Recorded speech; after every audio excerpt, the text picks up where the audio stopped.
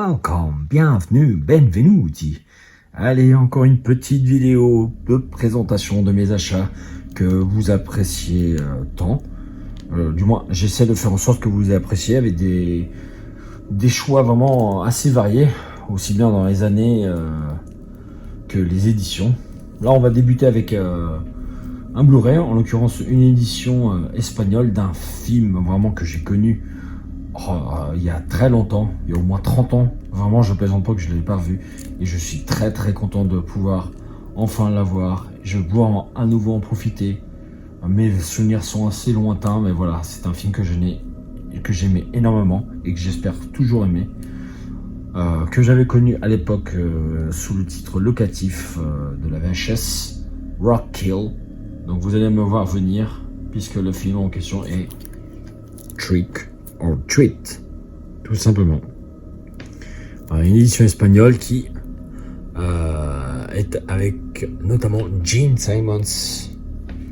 Gene Simmons qui est, si je m'abuse, le leader du groupe Kiss, du moins qui était le leader. Un film, voilà. Pour ceux qui connaissent, voilà, c'est une pépite. Enfin, moi, j'adore ce film, tout simplement. Donc, il y en avait eu un autre aussi, un peu dans le même genre. Je crois qu'il s'appelait Blood October. Qui paraît sur le milieu du hard rock même, tout simplement.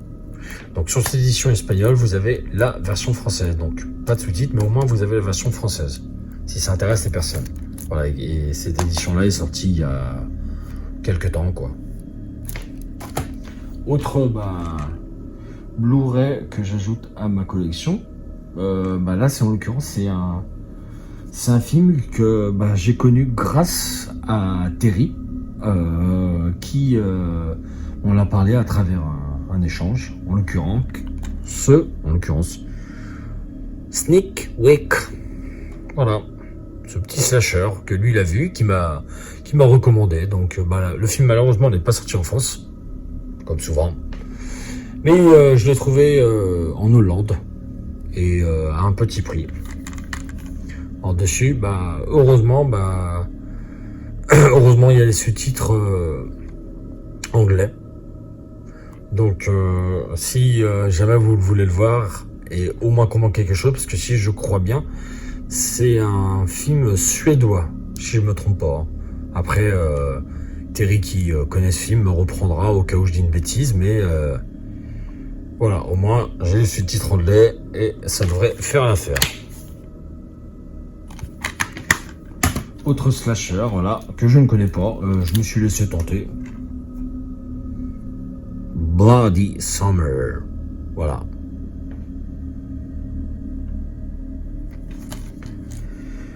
Avec un tueur qui il a un petit masque de cochon, rappelant un petit peu le masque dans Winnie the Pooh, ou la version slasher, j'entends bien, un petit peu, j'y bien.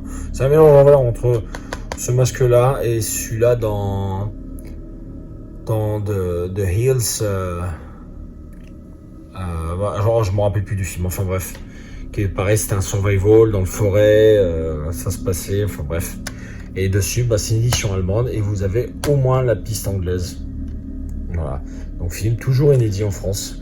Je vous ai dit de toute façon, malheureusement, il y a beaucoup de slashers qui passent à la trappe en France. C'est dommage, pour les fans en tout cas. Après, l'avantage pour les personnes qui parlent et comprennent l'anglais, c'est qu'on peut se tourner vers n'importe. Autre film que j'ai enfin en Blu-ray, bon là c'est en combo, à la base je l'avais en DVD, je l'ai aussi en VHS, mais le voilà enfin.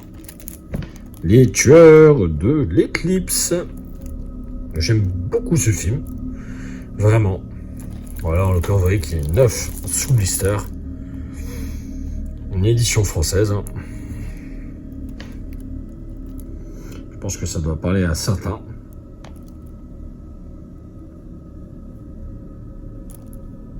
Et regardez la belle petite faute d'orthographe. Un slasher qui bouscule les règles du genre. avec un C. Alors qu'on sait très bien que c'est avec un S. Mais bon, ça arrive. Mais quand même, c'est dommage. Là, on va passer au DVD.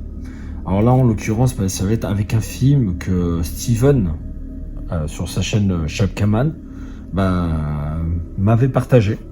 Non pas qu'il l'ait vu, mais lui aussi, des fois, autant que moi je l'aide à essayer d'acquérir des films de zombies qu'il n'a pas dans sa collection, voire même autres, et lui, il essaie d'en faire autant, quand il a le temps, de me trouver des slashers que je n'ai pas dans ma collection, que je ne connaîtrais pas. En l'occurrence, il a très bien fait, puisque c'est Rien ne sert de crier.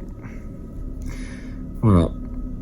Alors, je sais pas si ça va parler à certaines personnes. Kelly McGillis, vous voyez l'actrice, c'est celle qui jouait auprès de Top Gun dans le tout premier film. Voilà. Donc elle aussi, elle fait un petit slasher. Je vous montre un petit peu. Pas simple. Si vous voulez lire, au pire, vous mettez pause. Voilà, donc je suis content d'avoir ce film-là dans ma collection. Ne l'ayant jamais vu, surtout en neuf. Et je l'ai eu vraiment pour un petit prix, je crois, à 1 ou 2 euros, quoi.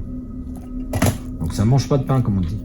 Autre film, là, que pareil, je suis content d'avoir enfin en DVD. C'est vraiment par pur hasard. Et d'ailleurs, je remercie la personne, puisque... et ce film-là... je sais plus quels sont les autres, mais enfin bref. J'avais pris un gros lot à ces personnes-là, qui avaient des slashers et d'autres choses. Enfin bref. Le film est Death Mask. Death Mask, qui, si je me trompe pas, je l'ai aussi en VHS. Je crois que c'est le même film, j'espère. Voilà. Rien qu'au visuel, ça me dit quelque chose, quoi. Je suis très content du coup de le trouver enfin en DVD. Pareil pour un petit prix. Donc un grand merci au vendeur. Surtout il m'avait fait envoyer un carton magnifique. Protection excellentissime. Sincèrement, ça fait plaisir d'avoir des personnes aussi consciencieuses que ça. Rien de folichon. Là, on va passer à une très très belle édition DVD d'un coffret. Alors que j'ai déjà en DVD Zone 2 dans un coffret moins volumineux, mais j'aime bien le style, etc.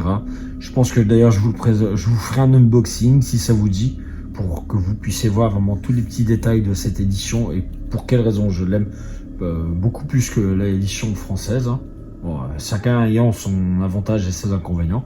Moi j'aime cette édition avec The Nightmare on Elm Street. Voilà.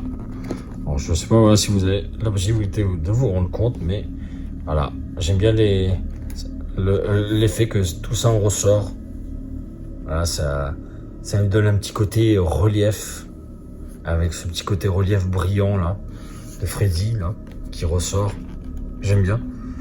Ça, c'est une édition import américaine. Bon, il y a des petits défauts, mais je l'ai eu vraiment à un prix plus que correct. Surtout si on le regarde sur le net, il cote un peu. Voilà. Et là, encore une fois, le même effet, j'aime bien. Vraiment, j'aime bien ce style. Et ouais, ça, c'est le genre de petits détails, pareil, qui me plaisent. Voilà, et dedans, vous avez tous les films. Et vous allez me livrer. Mais ça, je vous montrerai ça à la rigueur dans une petite vidéo unboxing. Ça pourrait être sympa, je trouve. Au moins, ça pourrait faire une petite comparaison avec l'édition DVD français qui était sorti chez Metropolitan à l'époque. Là, un slasher vraiment, déjà que j'ai en VHS, mais dans une édition vraiment très ordinaire. Et là, je peux faire celle-ci parce que déjà, c'est en version grand format. Un slasher fantastique qui a plus ou moins bidé aux États-Unis. C'est dommage. Je sais qu'il n'y a pas tout le monde qui est fan de ce film-là, mais j'aime bien. Même si Mitch Pileggi, l'acteur qui joue le tueur du film, cabotine un peu, mais ça le fait avec le personnage. Shocker. Voilà, de Wes Craven. C'est dommage, parce qu'à la base, avec ce film-là, à l'époque, je sais que il voulait rebondir sur autre chose, lancer une nouvelle saga, un peu dans le style de Freddy, mais différent, voilà, tourner un petit peu la page de Freddy, non pas qu'il en avait honte, mais voilà. Vu qu'il s'était senti un peu rejeté à l'époque par le studio New Line, le fait de l'avoir écarté de la franchise à l'époque, pour en avoir fait vraiment une caricature de lui-même, c'est pour ça qu'après, il fit le 7e opus, qui est vraiment un très bon opus. Enfin bref, c'est pas le moment d'en parler. Mais voilà, ce film-là que j'aime beaucoup, qui est normalement aurait dû devenir, si succès il y avait eu, une nouvelle franchise, théoriquement en tout cas. Mais d'un côté, ça a fait peut-être un mal pour un bien, puisque ça a permis à Mitch Pileggi de se faire repérer, notamment pour son rôle du directeur adjoint Walter Skinner dans la série The X-Files, voilà, qui tiendra jusqu'à la fin de la série, notamment dans le revival et les 2 films. Bref, voilà. Donc là, en l'occurrence, c'est une édition de chez Gaumont Columbia, avec un chouette visuel, aussi bien à l'avant qu'à l'arrière. J'aime bien. Voilà, comme je vous dis, je préfère cette édition à celle que j'ai actuellement. Et pareil, ça m'avait été vendu à un prix plus que raisonnable. Vraiment. Il y a des personnes qui proposent cette édition à des prix assez aberrants, je trouve. Je vais vous montrer encore un autre film.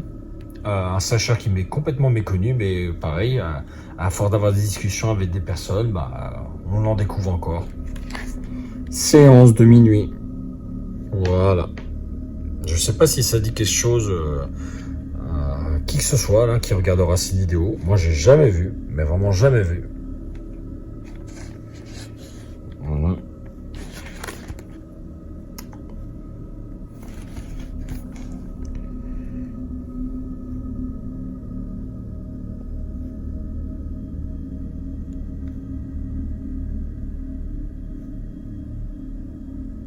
Si vous voulez lire un petit peu le résumé, n'hésitez pas à mettre pause, même si c'est pas simple. Ensuite, avec son beau boîtier et édition locative, qui plus est. D'ailleurs, je remercie la personne qui me l'avait vendu. Si on regarde cette vidéo, je te fais un petit clin d'œil, comme je l'avais promis. Et enfin, je vais terminer vraiment par une pépite. Déjà en termes d'édition, et puis aussi en termes de film. Moi, j'aime beaucoup ce film. Je suis pas le seul à l'aimer, la personne qui, lorsqu'elle va le voir apparaître sur la vidéo, se reconnaîtra, et qui aime profondément ce film, et on a fait d'ailleurs une vidéo il y a quelques temps. Shopping. Voilà. Connu également sous son titre original Shopping Mall. Voilà. J'adore. Vraiment, déjà rien que le visuel. Je me rappelle quand j'allais au vidéo club, je voyais ces visuels. Il me faisait rêver. Alors ça peut paraître bizarre, mais si, pourtant, je vous assure, magnifique. Déjà, comme je disais, hormis pour le film, il y a aussi l'édition Vestron. Alors vraiment, les personnes, connaisseurs, collectionneurs, etc., savent ce que ça vaut. Et moi, personnellement, au-delà même de la valeur, c'est vraiment des souvenirs de ma jeunesse, tout simplement. Et d'ailleurs, je remercie la personne, Monsieur Tony, qui est abonné à ma chaîne. Et j'avais promis que je lui ferai un clin d'œil. Une personne vraiment super chouette, qui vraiment assure en termes de protection, etc. Et d'ailleurs, on a même un ami en commun. Voilà, j'avais dit que j'en dirais, mais sans trop en dire, il se reconnaîtra. Voilà, ce film qui se passe dans un centre commercial, une production plus ou moins liée à Roger Corman, même si c'était sa femme qui avait agi en tant que productrice dessus, mais Monsieur Corman n'était pas loin. Il y avait même des clins d'œil durant le film. Bon, je vais pas répéter déjà ce qui a été dit, mais voilà. Ce film-là, avec des robots qui, suite à un incident technique, pètent un câble, jusqu'à, au lieu de faire de la sécurité, font voilà, vont faire pas mal de pertes. Voilà, humaines, tout simplement. Voilà. C'est un film que j'aime beaucoup. Par son thème musical, voilà, c'est un film vraiment amusant, divertissant, bref, il a toutes les qualités déjà de toute cette belle époque qui était la période location de VHS, vraiment. Bref, et l'intérieur de la VHS. Voilà. Alors, nous arrivons donc au bout de cette vidéo. J'espère que cela vous aura plu. J'aurais fait en sorte que celle-ci dure moins longtemps que toutes les précédentes. On se reverra dans une prochaine vidéo, achat vidéo, DVD, VHS, et pourquoi pas même le Laserdisc, Blu-ray, etc. Allez, ciao ciao.